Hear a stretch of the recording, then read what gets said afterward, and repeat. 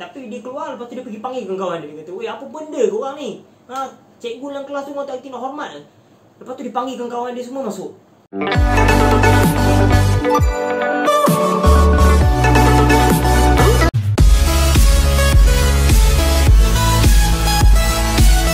Assalamualaikum dan salam sejahtera semua. Kembali lagi guys dalam Tumpang Lalu Studio. Alright guys, hari ni memandangkan musim persekolahan dah bermula balik. Student-student pun dah ramai yang masuk ke sekolah balik kan. So hari ni aku tergerak hati untuk bercerita kat korang tentang pengalaman aku 3 tahun yang lepas, macam mana aku pergi ke sekolah dan mengajar sebagai guru praktikal kat sekolah. Jadi video ni bukanlah video untuk tips ataupun untuk korang punya panduan ke apa, tapi just sebagai kongsian untuk korang dengar benda yang aku hidangkan supaya korang dapat sedikit input lah yang mungkin boleh korang ambil, mungkin berguna ataupun mungkin tak berguna. Kalau tak berguna tak apa, kalau berguna alhamdulillah. Mengenai aku punya pendedahan yang aku terima sewaktu aku menjadi guru praktikal suatu masa dulu. Ok guys, jadi yang pertama, ini satu pengalaman yang aku boleh cakap sangat seronok. Ok, jadi alhamdulillah, mungkin ramai yang tak bersetuju pasal benda ni, atau mungkin ada yang bersetuju.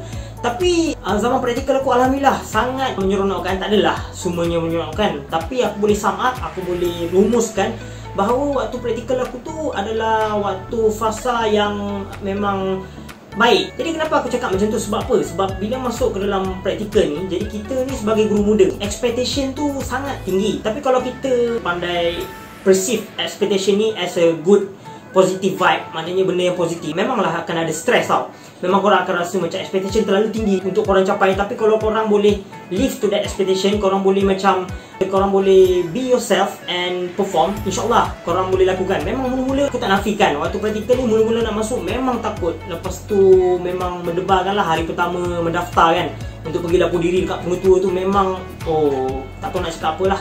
Tapi benda ni lah guys, benda ni yang akan mengajar korang untuk korang lebih relax, korang lebih tenang apabila korang mengharungi benda-benda yang lebih besar dalam masa akan datang dalam hidup korang. Jadi itu benda pertama yang aku nak cakap. Praktikal ni adalah satu benda yang seronok kalau korang anggap benda tu seronok, dan ianya bergantung juga. Okay? Jadi berdasarkan pengalaman aku dihantar ke satu sekolah Bistari. Jadi sekolah ni memang sekolah yang bagus. Jadi itu mungkin salah satu sebab kenapa zaman praktikal aku alhamdulillah memang baik. Dan kemudian pengetua aku seorang yang memahami, pengetua lelaki. Jadi dia sangat memahami, sangat betul ansur. Jadi memang supportive. Kemudian kita ada rakan-rakan cikgu yang memang membantu. Jadi ini sangat penting dalam praktikal.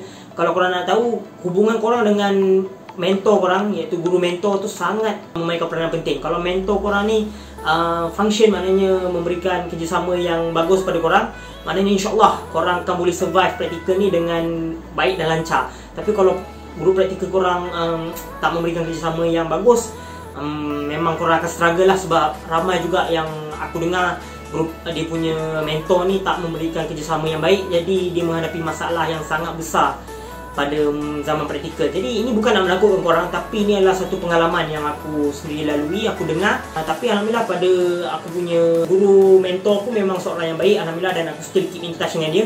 Kita orang memang dia memang supportive.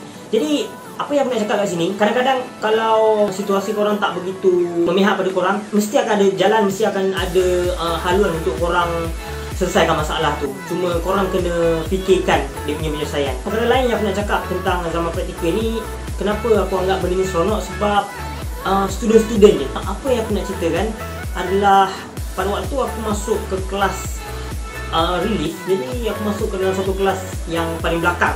Kelas ni kelas yang terakhir, tingkatan 5. Jadi aku masuk dalam kelas ni. Jadi aku mengajar bahasa Inggeris. Dia orang tak berapa suka bila aku cakap bahasa Inggeris dalam kelas ni. Dia orang akan cakap macam, apa benda kau cakap ni, apa benda ni, tak faham.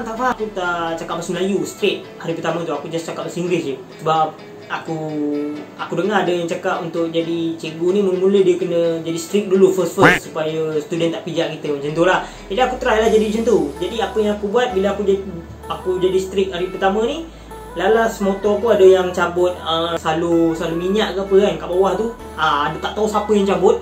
So hari pertama dah motor aku terpadam tengah-tengah jalan. Jadi benda ni macam aku rasa, oh ya, aku tak boleh jadi macam ni. Means kalau aku perlu jadi strict, aku tak boleh buat-buat. Aku perlu jadi diri aku. Kalau aku nak strict, aku perlu tepat situasi tu. Tak boleh macam orang kata mengkinzir buta jadi strict. Apa yang aku buat adalah esoknya aku masuk lagi relief kelas yang sama. Aku masuk kali ni, aku tengok dia orang still tak puas hati lagi. Tapi dia orang ni mula-mula ada beberapa orang student ni dia keluar daripada kelas aku. Dia kata nak pergi tandas. Ya, seorang keluar, itu 2 orang keluar, 3 orang. Last keluar tanpa minta izin daripada aku. Jadi aku just pandang, aku tengok, aku senyum. Jadi dia orang keluar, aku senyum, dia orang keluar. Sampailah student lelaki yang terakhir dalam kelas ni. Jadi aku ingat lagi, muka dia macam Cina-Cina sikit, tapi dia Melayu. Orang panggil dia Apek. Jadi Apek kalau tengok ni, shout out to you. Okay, so jadi dia last ni dia nak keluar, tapi dia pandang aku dulu. Dia tengok aku, betul aku pandang ni, betul aku senyum tadi. Jadi bila dia tengok aku tak tahu apa yang dia fikir kan. Tapi dia keluar, lepas tu dia pergi panggil kawan-kawan dia. Dia kata, "Weh, apa benda korang ni? Cikgu dalam kelas tu orang tak kena hormat." Lepas tu dia panggil kawan-kawan dia semua masuk. Jadi bila kawan-kawan dia orang masuk ni guys, kawan-kawan dia orang semua duduk dalam tempat masing-masing lah. Tapi si Apek ni dia pergi, dia tarik kursi dia duduk depan aku. Jadi dia tanya aku daripada mana kan. "Cikgu daripada mana? Cikgu buat apa dulu, study apa kan?" Jadi bila Apek ni borak dengan aku nampak seorang kawan dia datang join. Lepas tu seorang lagi datang join. Dan guys, tanpa aku sedar, tiba-tiba satu kelas yang lelaki tu semua dah ada kat depan aku guys. Semua keliling aku dan semua nak dengar cerita. Jadi bila aku tengok diorang ni berminat nak dengar cerita aku, jadi aku tanya pula diorang cerita kisah hidup diorang.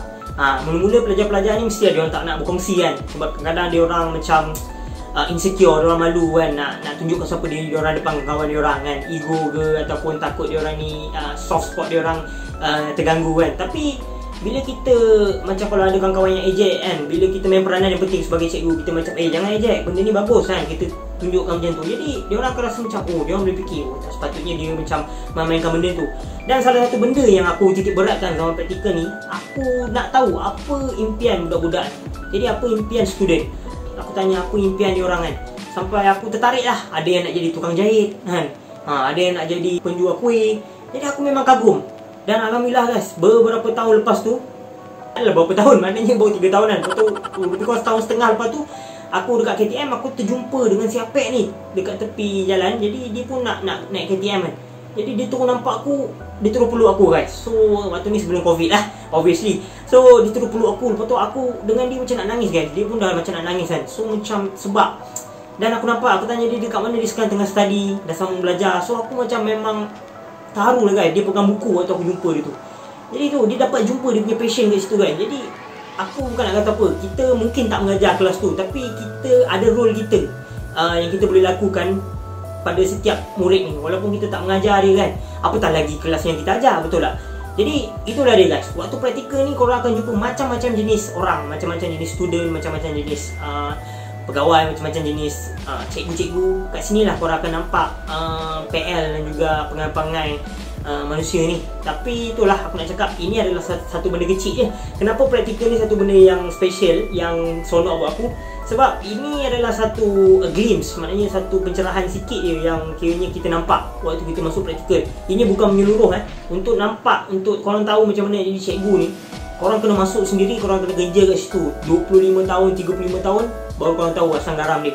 So just cikgu praktikal ni korang just nampak benda yang kat atas dasar je guys. Korang tak nampak yang deep-deep tu. Okay, so itulah yang aku boleh kongsi dengan korang. Jadi tak ada benda yang special yang aku boleh cerita lagi, kecuali mungkin ada satu lagi cerita.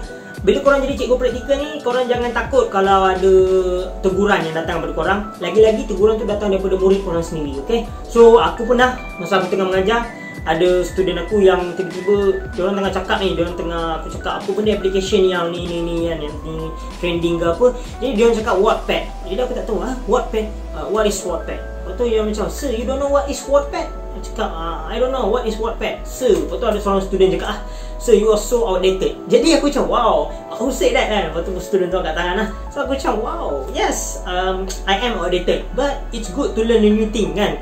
Baguslah kita dapat belajar benda baru daripada student. Bukan selalu, betul tak? Jadi aku nak tahu apa tu Wattpad. Jadi dia terangkan aku apa tu Wattpad.